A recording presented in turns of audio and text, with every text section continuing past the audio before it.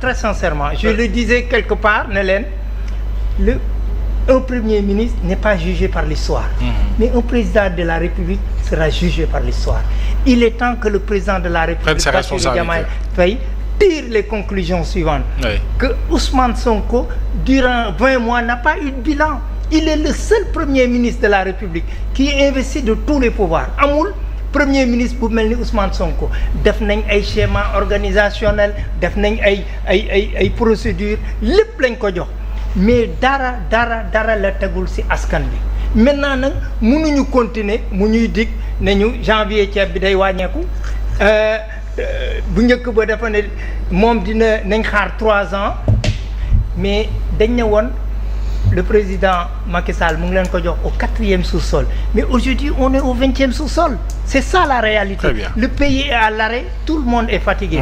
Maintenant na jéem a xool le président de la République nan lay joxe un nouveau souffle. Moi j'invite véritablement le président de la République que mu joxe un nouveau souffle pour la République jël koo xam ne très sincèrement pour les 40 mois de son mandat mu jéem ñu si génne parce que ñu ngi si guuta alors Bachir ci journée martyre bi ak la fa xew yëpp surtout ci mbiru indemnisation yi. Bon man de je continue la réflexion de monsieur Thiam ndaxte je me demande qui est martyr. D'abord qui est martyr xam nga nag ñun Sénégal fii xam nañu église des martyrs de l'Ouganda. waaw église des martyrs de l'Ouganda. Parce que koo tuddee martyr c'est généralement des personnes mortes pour une cause religieuse. waaw ñu doon nekk ci jihad génn si ñu ne ñii ay martyrs lañ. utuñu si dara mais ñii c'est les martyrs de Sweet Beauté kon c'est pas des martyrs.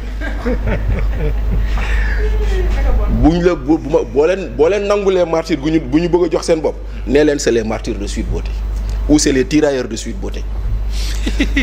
parce que ñoom ñëpp lu leen fa yóbbu xam nañ ko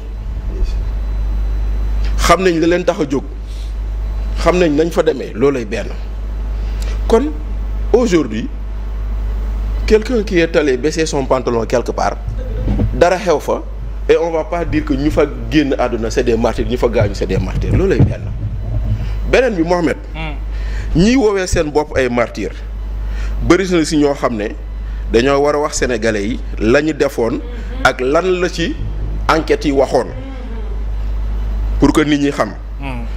Mohamed, il y a un rapport de la sûreté urbaine qui circule qui parle de ce qu'on appelle force spéciale ñoo xam ne dañ leen a jàppoon ñu avoué bañ leen enquêté am na si ñoo xam ne mooy loolu benn bi fekk nañ ci ñoom 27 cocktails molotov 20 bouteilles contenant des produits chimiques nocifs 59 bouteilles de fabrication de cocktails molotov 9 fusées fumigènes 6 masques à gaz 5 lunettes de protection oculaire des masques de protection, des armes blanches, des armes factices, des herses destinées à crever les roues des véhicules, des sacs contenant des morceaux de tissu destinés à la fabrication des cocktails Molotov.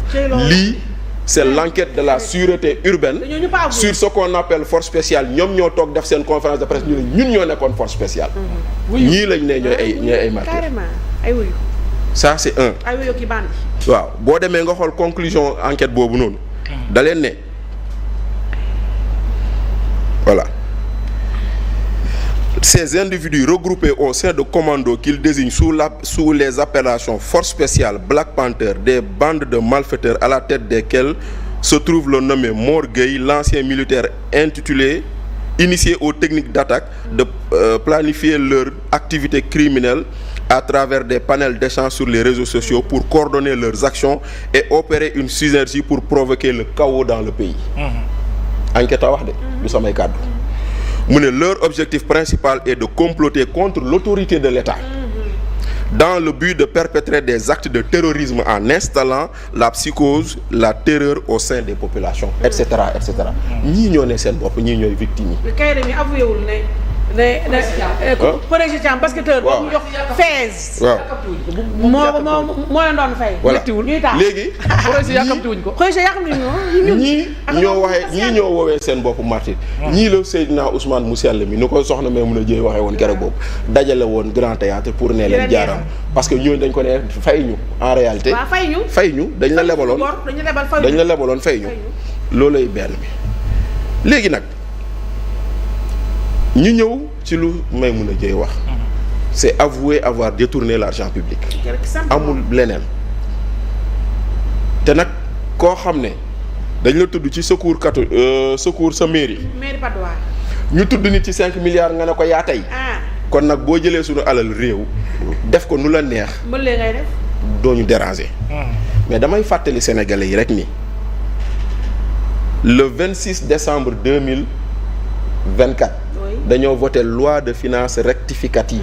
au Sénégal ci biir loi de finances rectificative boobu dañoo ne tekk nañ juróomi milliards pour indemniser. ñii alors que Ousmane Sonko taxaw devant les martyrs pour leur dire 5 milliards yi 2026 lay dugg. kon 2024 jeex na ba 2025 di jeex te ces 6 milliards duggaguñu. booba jaaxal. te voté nañ ko. c'est bien Aïssatou Sow loolay benn. pour éclairer la lanterne des Sénégal. ñaareel bi le 2 janvier 2025. Moustapha Ndiack Séré est le ministre porte-parole du gouvernement du Sénégal mu def communiqué ne le gouvernement par la voix de son le gouvernement de la République du Sénégal informe la population qu'il a inscrit dans le budget de la loi de finances rectificative adoptée à l'Assemblée nationale le 28 décembre un montant de 5 milliards. Ces fonds sont destinés aux ex-détenus et autres victimes de la période préélectorale allant du 1er février 2021 au 25 février 2025. Moustapha Sarré wax lii de. porte-parole gouvernement. kon nag tey jii nii moom moo ñu dëggal ni voté nañ ko ci loi de finances rectificative 2024 bi ak yooyu te tey jii ba tey jii ñu naan ñu xaalis bi duggagul. kon 5 milliards yi ñu voté bu génnee fu mu dugg. c'est la grande question. c'est la grande question bu dee génn na. ba pare bii nii kii bi xam nga vote budget bi ñu ngi continué. waaw. ba léegi ñu ma dégguma. voilà fenn yoon fi ñu waxee waxu 5 milliards. voilà dugal kon nag loolu ngay wax léegi nag nga teg ci nag. waaw est-ce que tey jii nii. si on devait rendre des comptes. kan lañ koy rendre militants yi wala citoyens sénégalais. bonne question. moi je m'interroge est-ce que c'était le lieu le plus indiqué. dëgg yàlla pour venir faire. disons une restitution sur lu toll noonu. maintenant nag il reste que jàpp nañ ni. yow d'accord nga ci détournement d'objectif. non c'est du détournement d'objectif. amul d'accord nga c'est clair. parce que déjà bu dee Maimouna Dièye daf ñu ne xaalisu ay secours la ñu jël. d'accord kon ça veut dire. jox ko ñan. non ça veut dire am na sénégalais boo xam ne. dafa feebar war a feju ji. ju waroon ko yóbbu hôpital Dantec wala hôpital Fann. xaalisam lañ jël jox ko. ñi bëggoon taal réew mi. waaw am na sénégalais boo xam ne waajuram mënu ko fayal mu jàngi. te ministère de la solidarité waroon ko jël.